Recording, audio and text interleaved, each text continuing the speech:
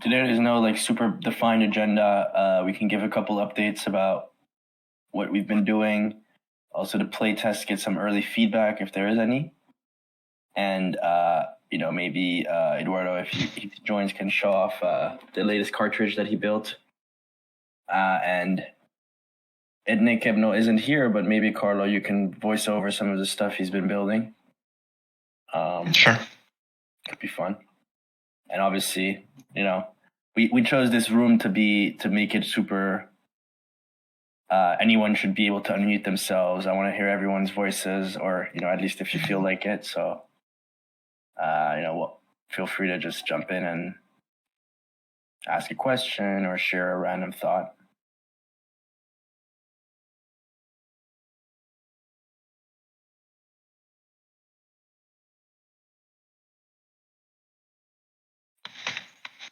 Okay.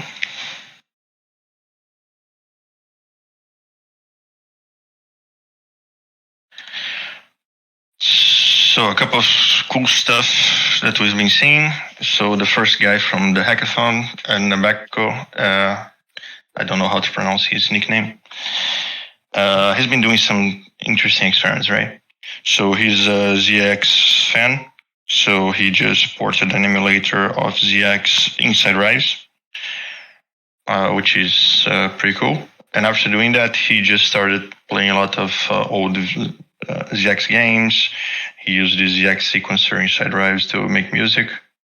Coincidentally, Eduardo has been working on a sequencer as well. So now you can just use his inside RIVES directly, or the one that Ed ported, which is also really cool. And he's also embedded his games on a couple of pages, kind of like what we did on our documentation and on the emulator side. So it's really great to see someone tinkering at the lowest level with our tech as well. You want to share the screen, Carlo, and share like a bit of the stuff? Yeah, let me open Twitter here. Or the GitHub or whatever. Yeah. Just a second.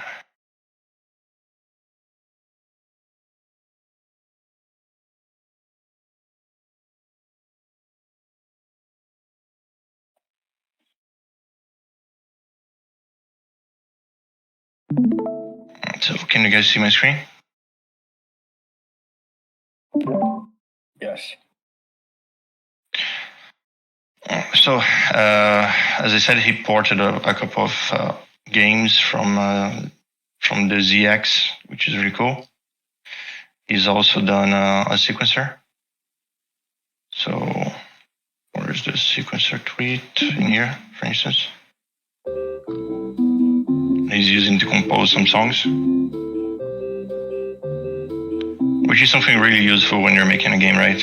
Because designing sound note by note is not really easy. And he's making some new games apparently as well.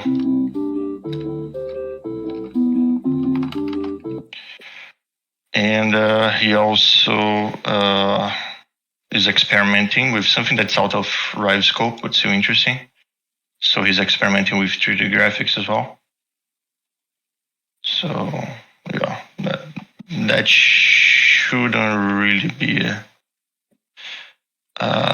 lightweight. Generally, this kind of stuff is done on GPU and stuff, and we don't have one on RIVES because of the deterministic nature of the emulator. But still, really cool thing to do. Keller, can you explain that a bit more, like for small brains like me? What are you trying to do? In here?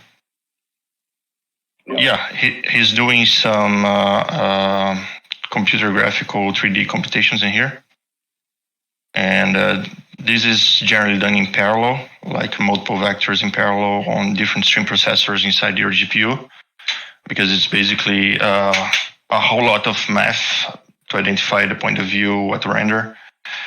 And yeah, that's a lot of computation and generally done in parallel on our GPUs. And now he's doing this on a single core CPU inside RIVES. Why does so he it's say it's a nightmare to do it normally, right? Why does he say that the Doom port on Rives is really quite impressive? Because it is, right? So it's a really complex game running on real time, 60 frames per second. So it's super fluid, real time on a deterministic emulator, which is something that has a lot of overhead, right? So it's something pretty nice. So is it a technical achievement or is it like Yeah, it's a technical achievement. Because if you take a look at the stuff that runs on chain, like you have the EVM doing something like 30 million instructions every 13 seconds on the network, right? And that's nothing. Like just booting Linux is like 4 billion RISC-V CPU cycles. So it's way more than if you had the EVM just for yourself. It would take a long time to just boot Linux. And then you just have this game, which is pretty complex on top of it. And it's running real time with no hiccups, anything. And to do that, also Eduardo has changed the entire handling of inputs and outputs. So the keyboard, the sound, the video, and has hooked that up on RIVES API. So that's super cool. Some things that we're thinking about on RIVES right now is, well, so we have a lot of features. We also want the feedback from the community on what to prioritize. But some things we're thinking are making mobile game compatible to RIVES, right?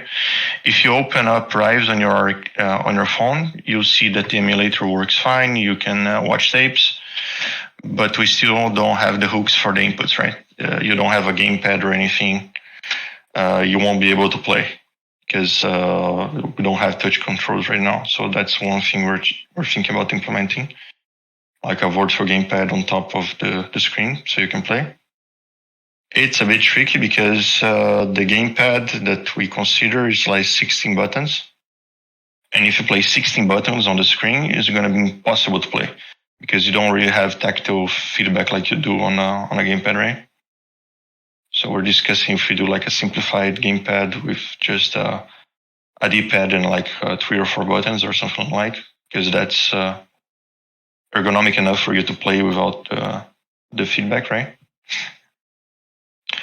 Other things that we're thinking about is the new features that we're introducing. So soon enough, we should allow anyone to just upload their games, no frills. You just go there, upload your game to the blockchain on the RIVES app, and it's available.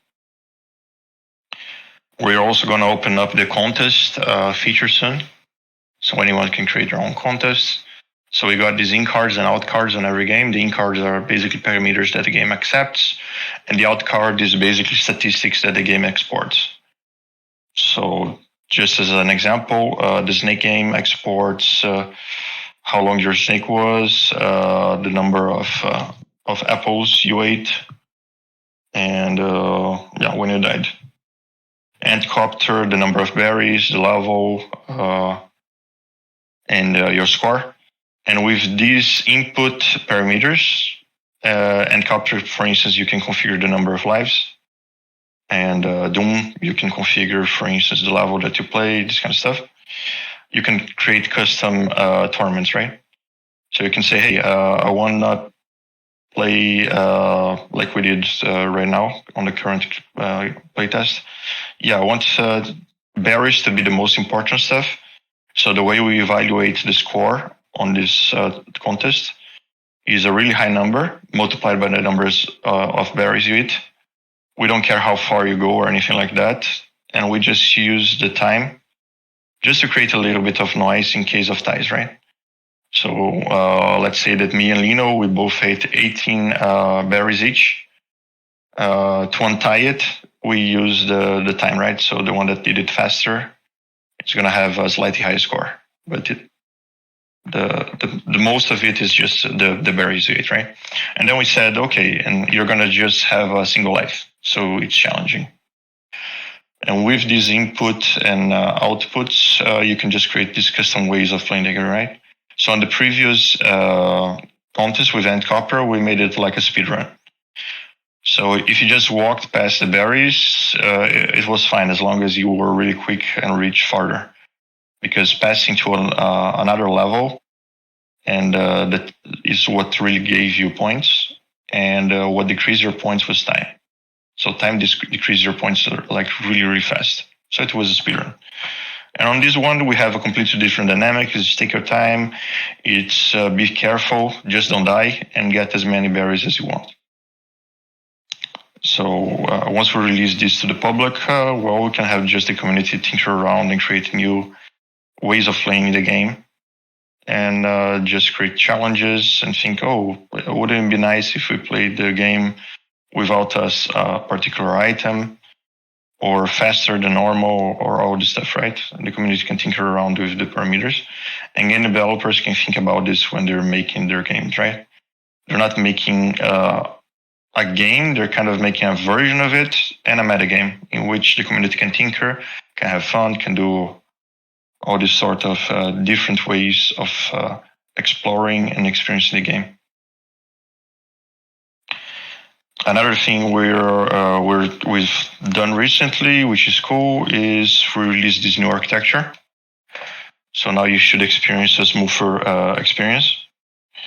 So we got this what we call reader nodes, which always have a copy of the current state of the application.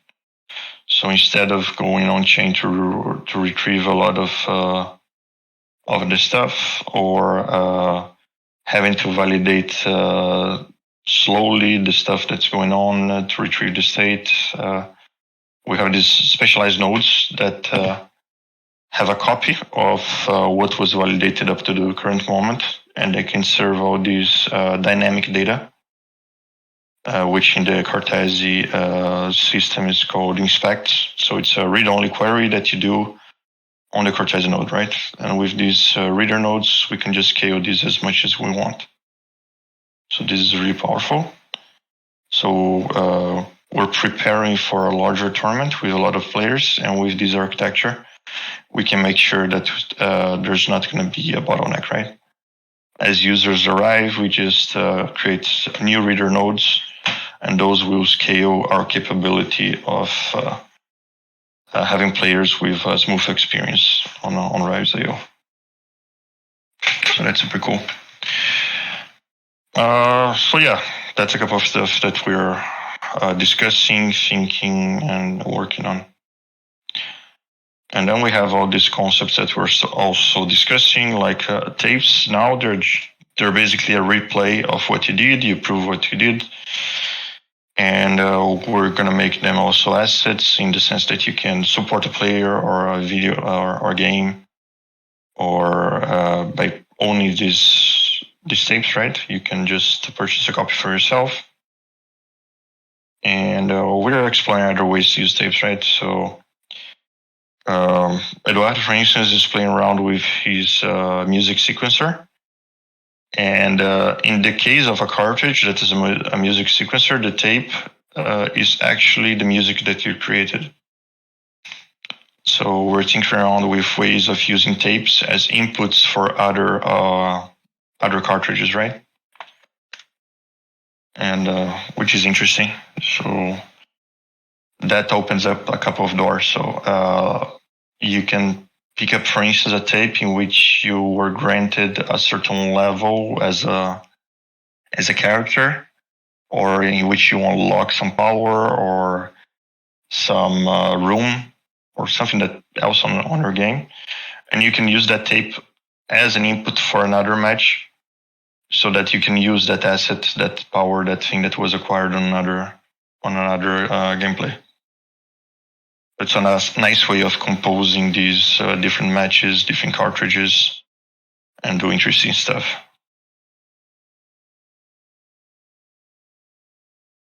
Yeah, as Leon said, soon you could just pick up one of those custom musics and use it as input for the game of life, which he did.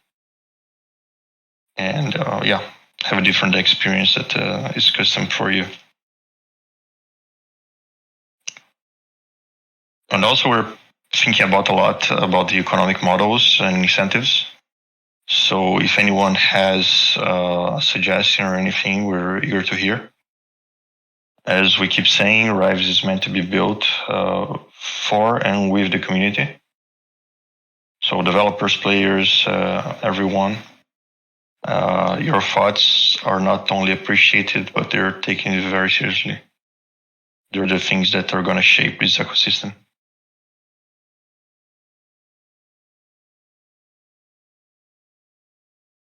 Has anyone here played the latest playtest yet, or still something to do on your list?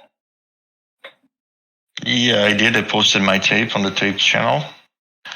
It's super embarrassing. I was kind of doing kind of a perfect speed run, like picking up all the berries and doing precise moves. And then I die horribly in a really stupid way. So yeah, it's frustrating, but once the anger is gone, it's actually fun. Once the anger is gone. Yeah. Nice. Want to see your tape though, Max? I haven't played yet. I need to play actually. Yeah, you do that. Let's see how far you go. Hey Max, do you wanna present a little bit what we are building for the Cartesian Hackathon, or we'll leave it for the hackathon? Oh, we can, if you want.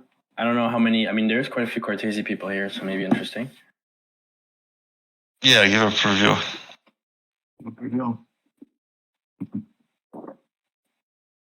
You want to share, Lino, or do you want me to share the slides? No, just talk a little bit. The slides we can present on the presentation itself. Maybe just to open the conversations. Right. Maybe they can give a few inputs for us. True. Yeah, we're thinking about, and Lino can dive into this way deeper, but really high level, like composing around RIVES, and also scaling RIVES. And to do that, we since we have the Cartesi machine, we need to think of you can't really do that within one machine easily, especially if you want to upgrade it and stuff like that later on.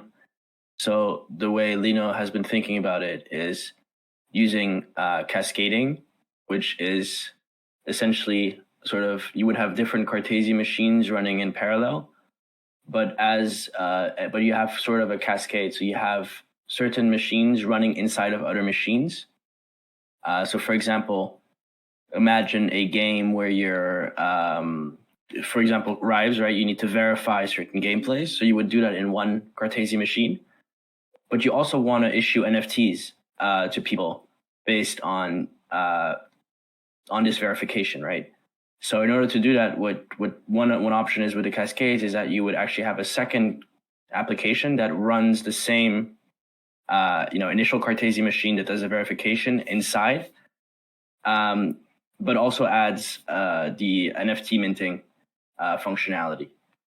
So you sort of rerun essentially the verification within the second machine, and this could be quite interesting for essentially anyone could start building new features around RIVES.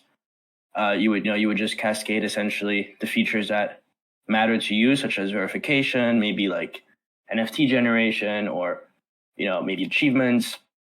Depending on what you want, you would decide what sort of to cascade, and then you could build new things like a betting system or additional features around that. But I don't know, Lino, did I butcher this? Was this somewhat accurate? That's perfect. It's perfect. So the idea is actually to have a framework on which everybody could just compose on top of RIVES. So for one application would be like create NFTs from the gameplays, which is one application. Another, it's a betting system. Another one, it's one crazy idea of Jesse is that have a shared world that evolves between the gameplays, which is not a functionality from the core verification from RIVES. So this could be composed on top of RIVES. So all these crazy ideas, and we can predict the whole possibilities that this can bring. So it is to create this framework for anyone to bring new ideas into RIVES. Well, we'll have a small POC with emphasis on the POC part. But yeah, I think will be good. For sure. Yeah, I'm excited. Very so it's something we really need, and it'll be quite useful for RIVES and probably also other applications eventually. I don't know if there's any questions or thoughts. Oh, there's one here.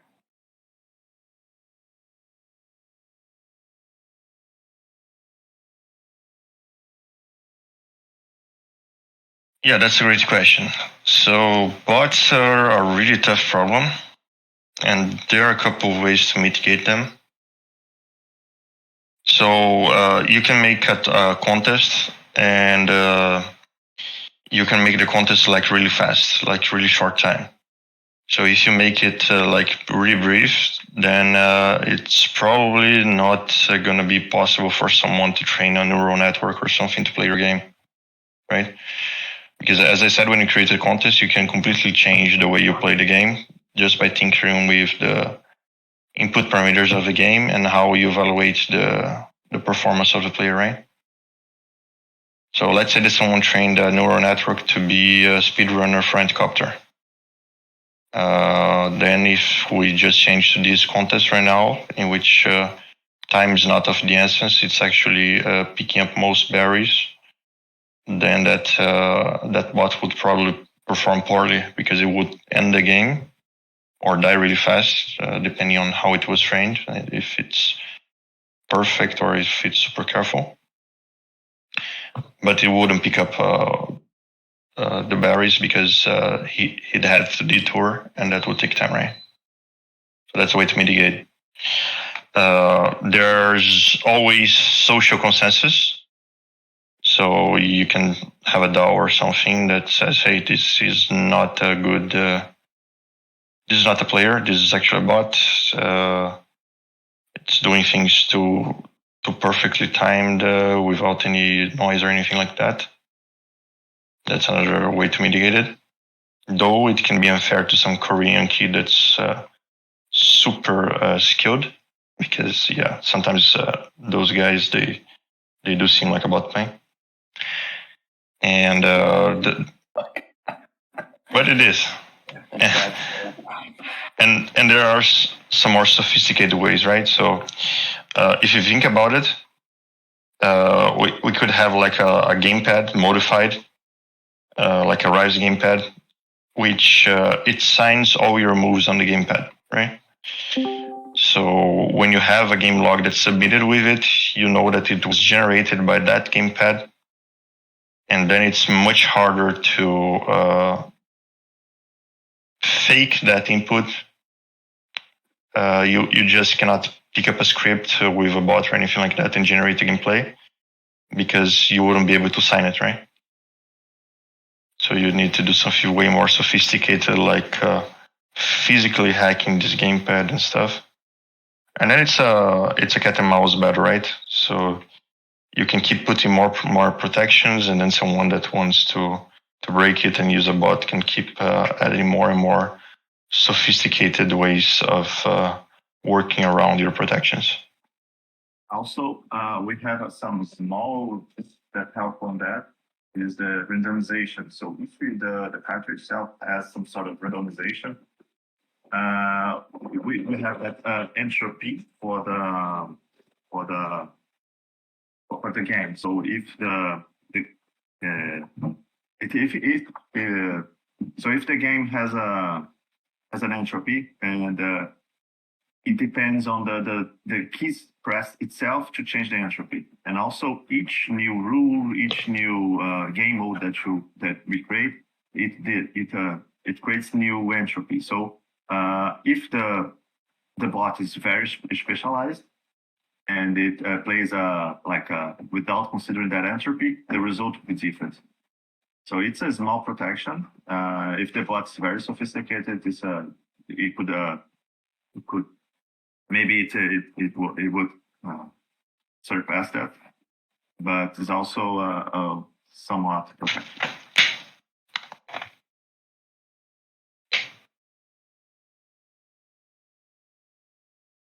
For sure. Hey, Blockchain, welcome. Yeah, the whole thinking also with tapes was that, what Carlos said around social consensus, you kind of start making it a bit more about the people. And so like the gameplays, you don't necessarily pick always the most performant player that played best according to a certain set of rules that is predefined. The idea with tapes was like, okay, maybe players will play, people will like, or their attention will shift to certain people playing, maybe influencers or maybe just good players or their friends, or to people that are playing a game in a very unique way. And so with rules that are predefined, you do have the botting issue, but sort of with this more social way of sort of retroactively rewarding interesting gameplays, you kind of solve that as well, potentially. It's a bit more maybe philosophical or whatever, but also if it's not if something that maybe should that cartridge should allow, man.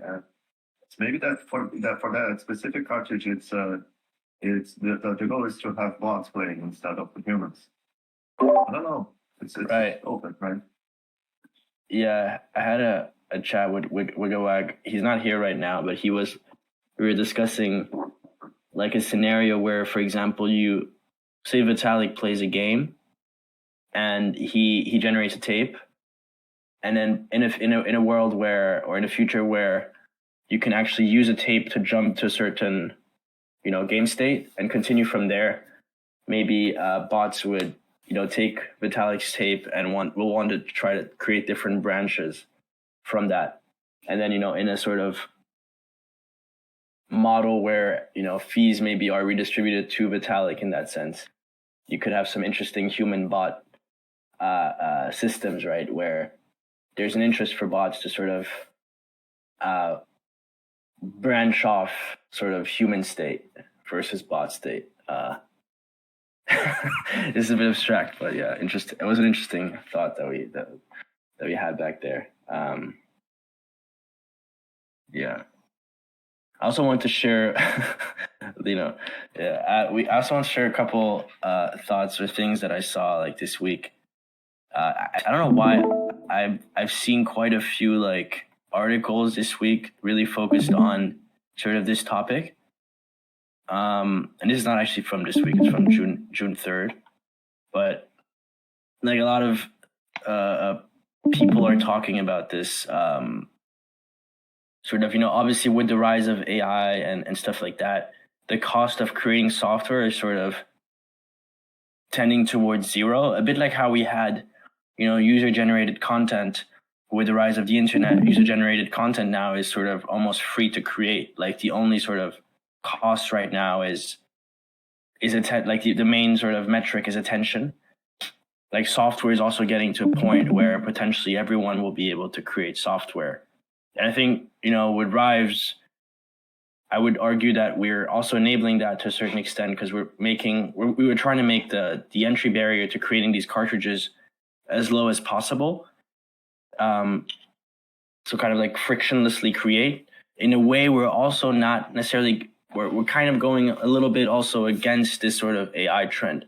I mean, I don't think it's like it goes fully against, because you could still use AI to build cartridges, but it's, we're also trying to bring in sort of like humans can easily build games, and it's fun to build games. Like the craft itself is interesting in that sense, right? Which maybe, AI sometimes takes away. So I don't know, just something I was riffing on. And there's this article and another article, like two other articles actually, that were sort of touching on similar topics where, like kind of software as like sort of the ultimate form of media. And, games is like kind of a precursor of that, because games were always fun and interactive, kind of like interactive movies almost. But like that will probably, we're only at the start of that. Like the indie creators is like all of the indie creator sort of growth rate is also going up. Like, so I don't know. I just thought I wanted to share this with you guys because I think it resonated with me, and I know I tend to get a bit philosophical, as Carlos says, but yeah, I thought it was relevant.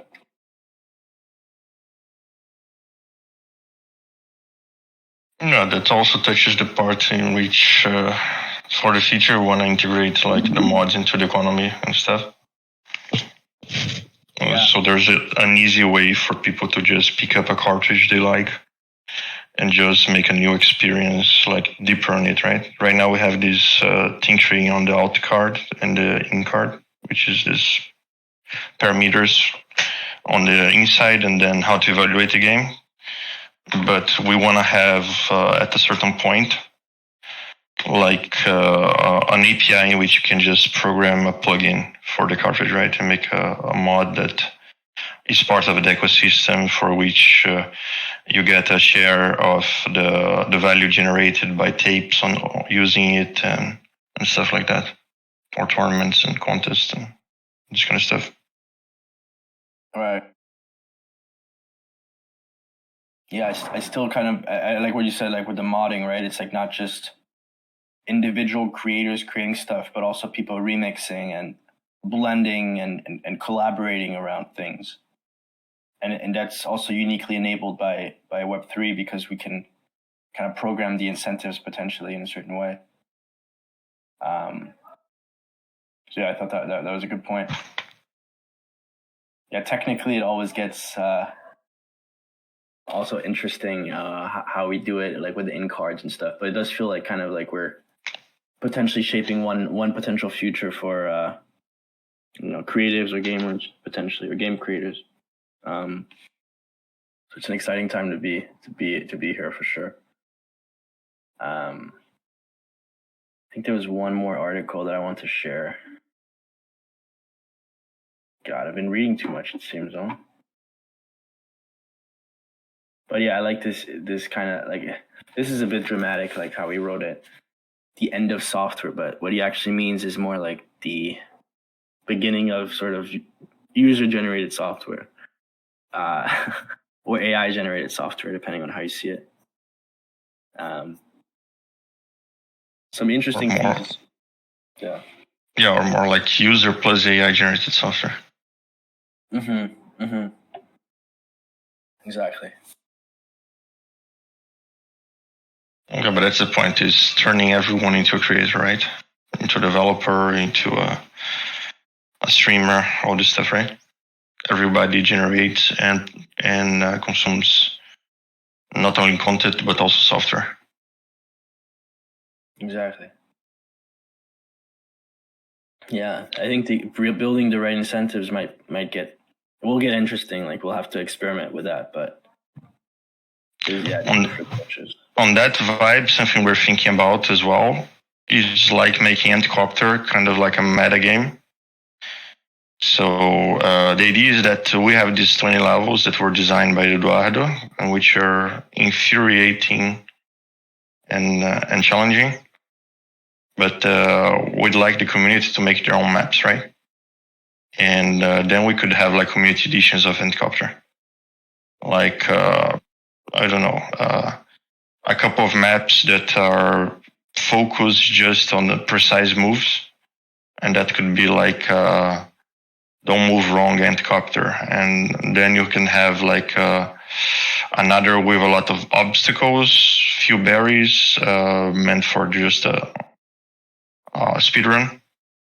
And you can have a couple ones that you kind of have a puzzle in it, right? So like platforms that move in a certain way, and you must understand their pattern and figure out how to predict their moves to actually finish the level. So there's a lot of behavior that can emerge from this thing, and we think it's nice to give the community the ability to make their own games and create the way they want to play the game, right? So that kind of suits into the thing we're commenting about. For sure. Users generating everything. Yeah, I could definitely see that flow. Like, your first touch point is like, you're playing, generating like a tape or something, and then you do like the sort of creating a rule or creating a level, and then like your next step is maybe building your own cartridge or something like that. But yeah.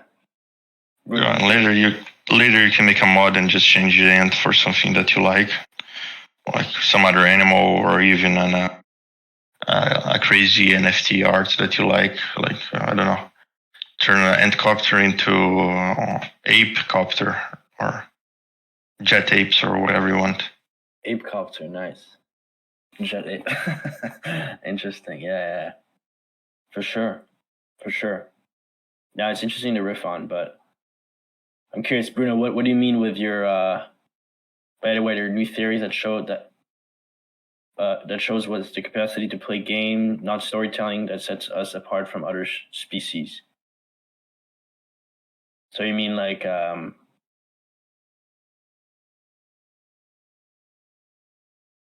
it's I play, therefore I think.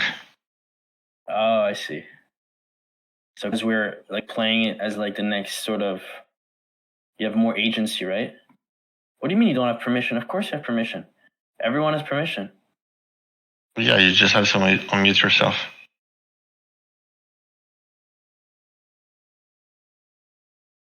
Or is there actually a blocker? No, because Zach was talking before. What do you mean, Bruno, you have permission?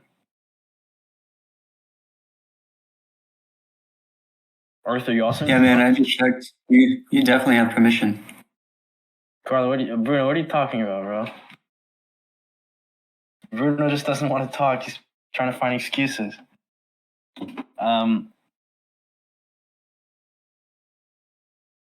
By the way, does anyone have like some interesting books or articles on the topic of modding at a meta layer, kind of, or modding?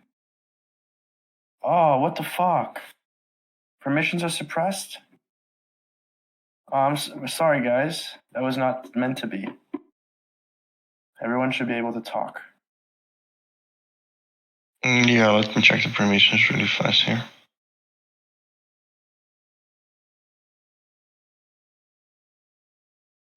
You to try right now.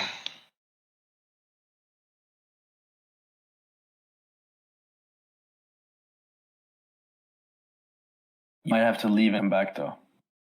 Sometimes.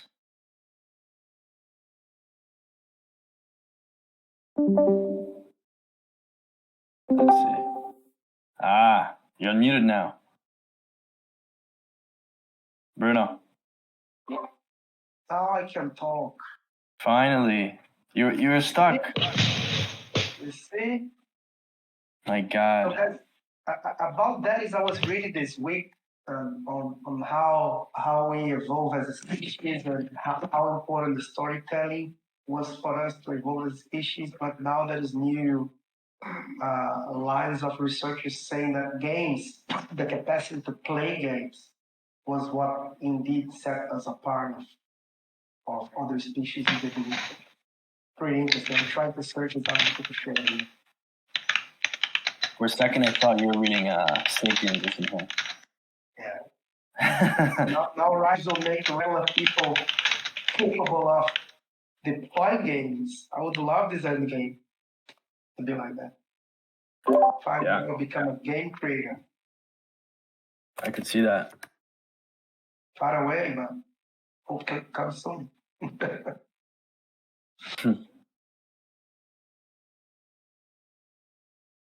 I've started reading this book called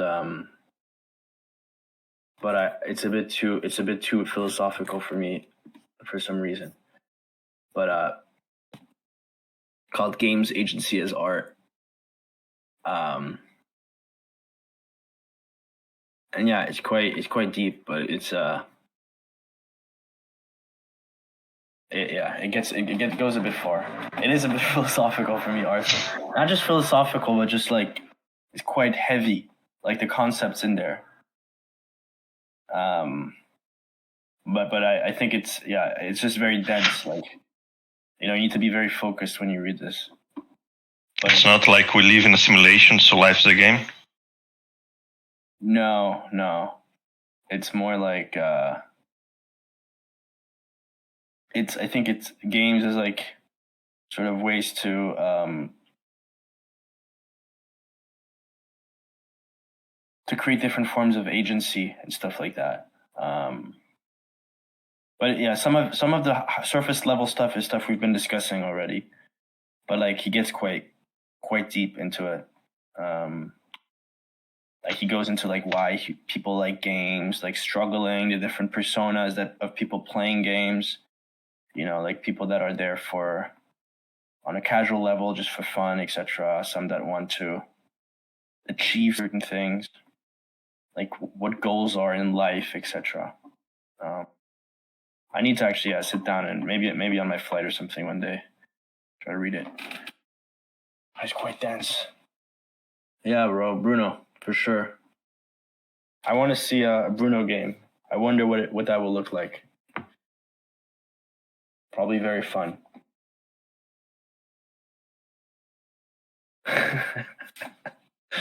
Yeah. But yeah, I'm curious, like modding wise, do you guys know any interesting like I know there's like a couple of videos, like the Autonomous Worlds folks have been talking about modding as well. But are there any interesting books or things that or articles around that? The ones I read are kind of old, like mostly focused on traditional gaming. So Dota, for instance, it's a Warcraft mod. You got Counter-Strike, which was a Half-Life mod. And yeah, there are a lot of really important games nowadays that are custom maps or just mods of other famous games, right? Tower defenses, I'm not sure if they were original mods or not, but the first ones I played at least were mods.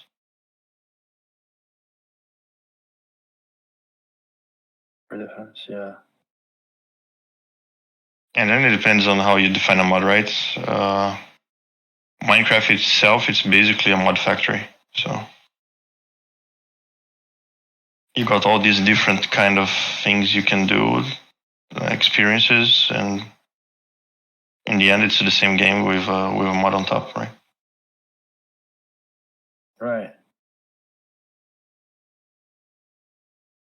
The first time I saw Minecraft, I thought it was pointless, and because I'm competitive, right? So it was this game that, well, what do? You just harvest stuff, and you try not to die at night. So it was kind of pointless to me. And I said, oh, well, interesting, the model and the stuff, but who is going to play this? And then I've seen all these mods popping up, and then actually it clicked. It made sense to me. Like, oh, this is why he built this stuff. Because then you can have like a movie that you make on a mod, or you can have like a tower defense, or you can make a build contest or some other stuff, right? And then it's quite expressive. Besides all the crazy stuff people do, right? Like programming a computer inside Minecraft, because if you got enough elements to make circuitry, so right. It's not an efficient computer, but still it's a hell of a nerd snipe. Mm-hmm.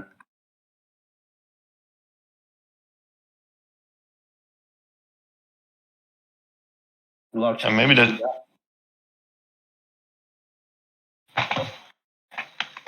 Did you read that article that you shared, blockchain, or not?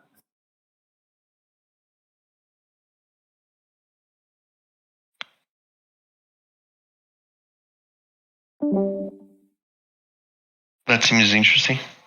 Mm-hmm. Gonna save it for later. I know. No, I don't know. Just found it now? I just found it. I got it.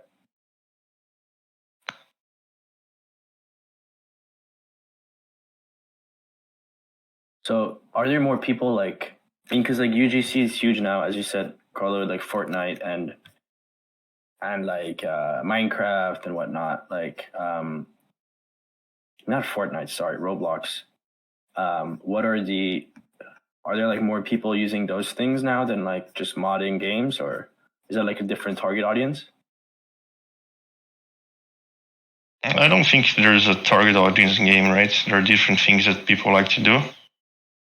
And then people can wear multiple hats, right? So a developer not necessarily likes to play games, but a lot of developers like to play games. And then you have the casual streamers, which are casual players. Then you have pro players that are streamers, that are the ones that aren't. So yeah, there are different levels, right? And you have people ranging from I'm just making this custom rule in here or changing a parameter to have fun. And then they start scripting, and because they want to do more on that modification, and then suddenly they're programming and making plugins and like sophisticated mods, right? I don't really see this as a digital, but more like a continuous spectrum.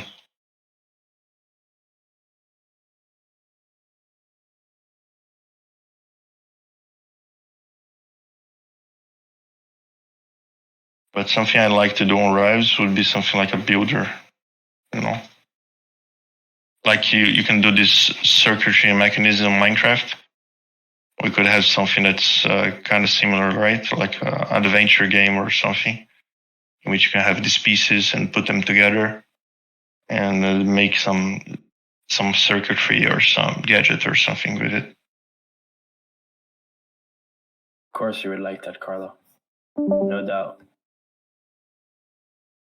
No doubt there.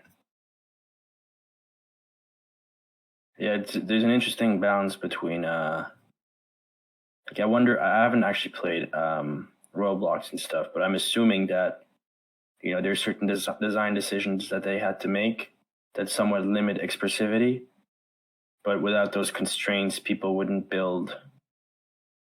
It would look everything would look different, and maybe people wouldn't build as much or mod as much. So, yeah. Actually, Minecraft is quite open, right? So you have the basic digital physics, let's say, using this expression that autonomous words people like. But even the digital physics is you can change it, right? So you can change gravity, you can do all sorts of crazy stuff on mods. So what's the common? What keeps it together? I don't think there's something that keeps it together. I mean, they have a default configuration in which the timing that you mine, the resistance of materials and stuff, and you can mod by using that configuration. But then you can do whatever you want. So it's more like this is a suggestion of how you should use stuff, but then do your own. Which is interesting, right? Because if you don't want to take a lot of complexity, you just use the defaults. But if you really want to go deep on it, you can change whatever you want. Are people modding Minecraft itself, or are they just creating their own servers with custom rules, right? I think a lot of people just install a mod on their client, right? And they do it. But yeah, there are some people that have shared servers that they play with friends and stuff. But the official server from Microsoft supports mods as well. I think the whole UGC thing with Minecraft is that people like create their own worlds for people to exist in, right? And a lot of people I know make money off of Minecraft servers, right? So that's the thing. Yeah, especially because Minecraft is an entry point for younger audiences as well, right? So they just say, "Hey, Dad, I really want to play this with my friend," and they go, and they just play on a server with a mod that someone created, right? It can either be like a theme park or a roller coaster and stuff like this, or kind of something like a village world, let's say, kind of like Stardew Valley, and they just plant and create sheep and stuff like this. Up to something that's like a tower defense or something more competitive, let's say. Yeah. I guess the question is what ties the games together, and like what, like how do you define what is a mod of something? If like you have full flexibility, like what is the I don't know. The base physics, but they use the base physics. Oh yes, sir. You can talk. No, go on. Yeah, they use the base physics to create their own world, essentially, right? So when someone creates a Minecraft server, they're essentially creating their own world for people to come and play around in, right? And generally, sometimes they even charge fees, or like it'd be a play to win or a pay to win world, right? Yeah, so lots of money to be made in Minecraft. I don't know about now, but maybe in the past. Mm-hmm. Same thing with Roblox, right? So yeah, like the end state of this thing is like, okay, people want to create their own worlds, right? You guys instead of Rise? Instead of But do you think there is a benefit in, because both Minecraft and I think Roblox as well, you're kind of within a sandbox, right? A world already. Do you think that matters? It's a sandbox game in this that you don't really have a well-defined narrative, story, objective, right? But it's not sandbox in the computer science way in which you're restricted on what you do. On Minecraft, you basically can do whatever you want. Yeah, they don't just really kind of have- giving you Lego. Yeah, but like you they're can just giving you you can Lego. redefine the Lego bricks. It's not like you have the Lego bricks and do what you want. It's here are the Lego bricks, and you can create new ones. You can change the existing ones. So there's not Yeah. like a restricted environment, right? No, I love Roblox. I think there's over 400,000 Roblox games within 30 years. So like, it's an infinite canvas. Yeah. So sometimes I think we should do some Rives games that are kind of like that, right? So you have like a base canonic, let's say, not really fun version, but then the game is thought to be like a really cool platform for people to come up and do their own, their actual own narrative in game, right?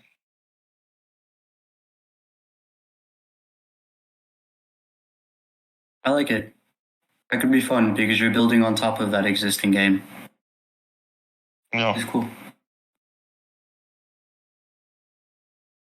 So what would that look like, Carlo? What would be the base game? It could be anything. We could make like a base game that's kind of like overcooked.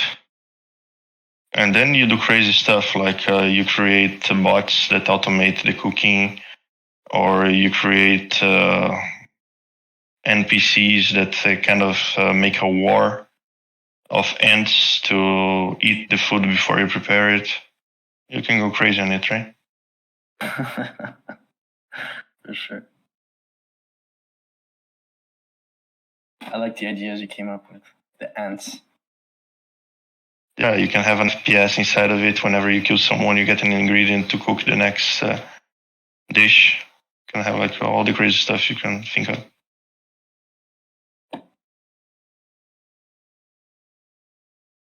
For sure.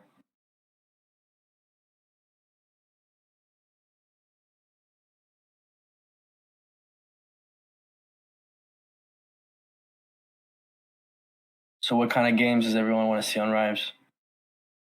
I want to see a tower fence. And some crazy mashup. Survivor. What's that? Vampire Survivor. That's totally doable. I also want to tinker with some crazy stuff like the Tetris snake game or something. Interesting. Really, I want to see like multiplayer games, but I don't know. That's a Competitive? technical challenge. Mm. Yeah, we were discussing on the previous call. You can have like a kind of a turn-based that each you play one session and then the other person plays another session based on the output of your previous session.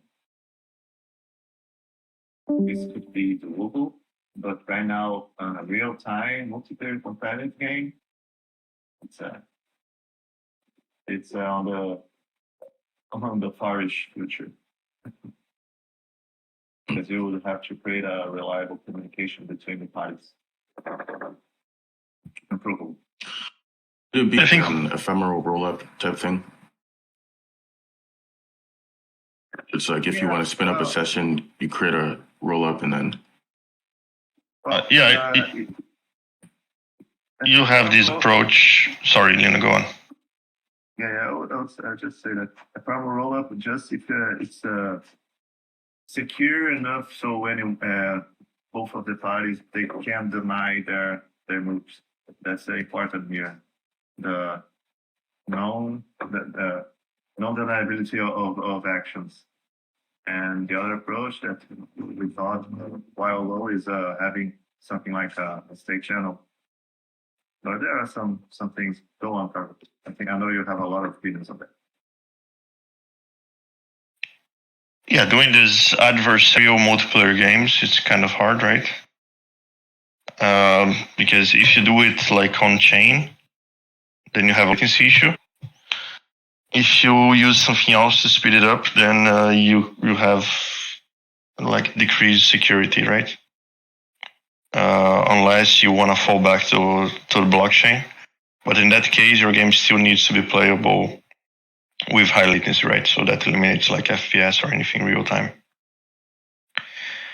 There are approaches that we can think about, like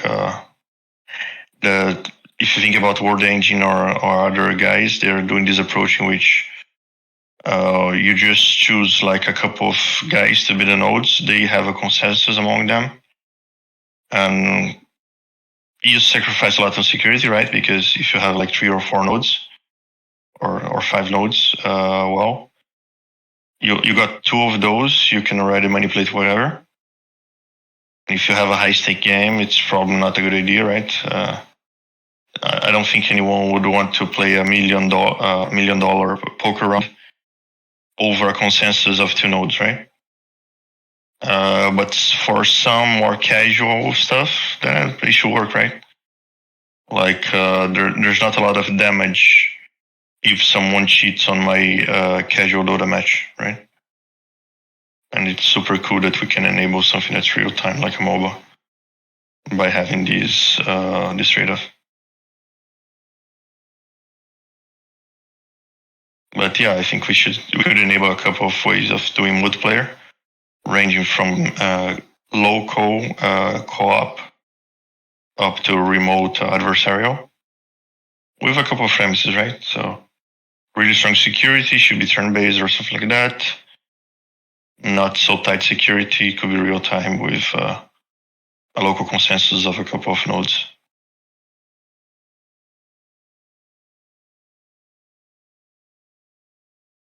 Just use eigenlayer, bro. Restaking. Boom.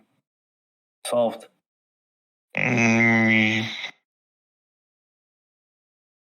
Not that much, right? Because it's on a lower level the problem that you face on adversarial games. Can't you have like sort of like people validating? So wait, what do you mean lower level? The point is that if you have very few nodes validating something, that's the case that we will need for very low latency stuff. It's easy to control the majority, right? And then if you control the majority, you broke it. And if you try to use something with a larger quorum, then you should have like an established consensus on the inputs. And if you want to have that with security, then it's really not possible to do it with low latency. Then you have to use a layer one like Ethereum or something like that to register the moves of the players and stuff. I was thinking more like a coprocessor kind of thing.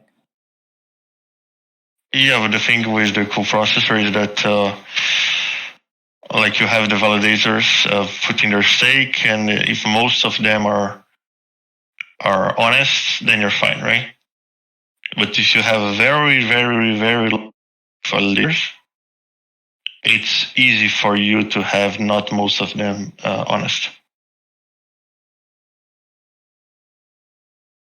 So probably what we can do is a system in which if trust is broken, like players stop cooperating, then they both lose reputation, right? And then honest players will have enough reputation that they can afford eventually meeting a dishonest player. But dishonest players will rapidly be banned or not be able to play any longer, right? And then we can put the threshold of like you must have this reputation to actually play in the general area, and before that you play like on a Wild West environment in which a lot of people cheat, disconnect, and do all sort of not cool stuff, right? And you have to go through this purgatorium, let's say, to actually play on the regular environment.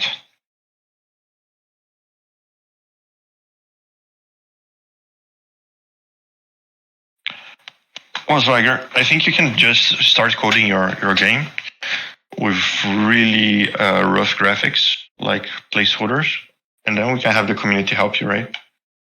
We can also help you on spare time and kind of this, and yeah, if you're up to it.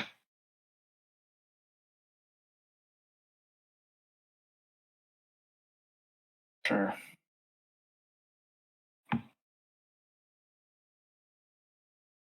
Swagger, I'm curious if you're already willing to share some of the deets. What simulation games you have in mind, or if if it's already kind of more thought through.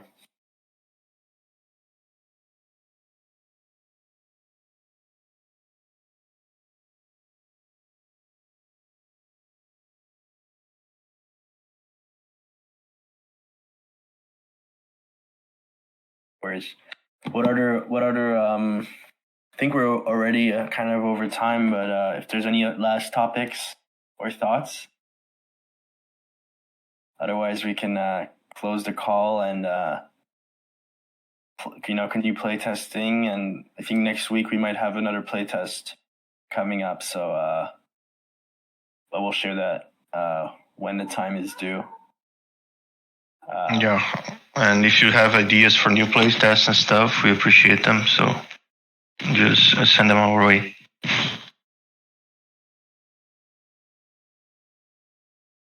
Cool, guys. Then thanks so much for joining, and we will see you in the next one. I think we'll do these every 2 weeks now. So yeah, should be yeah, we'll be here every 2 weeks. So feel free to join whenever.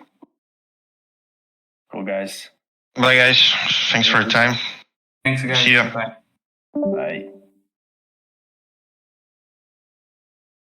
Bye.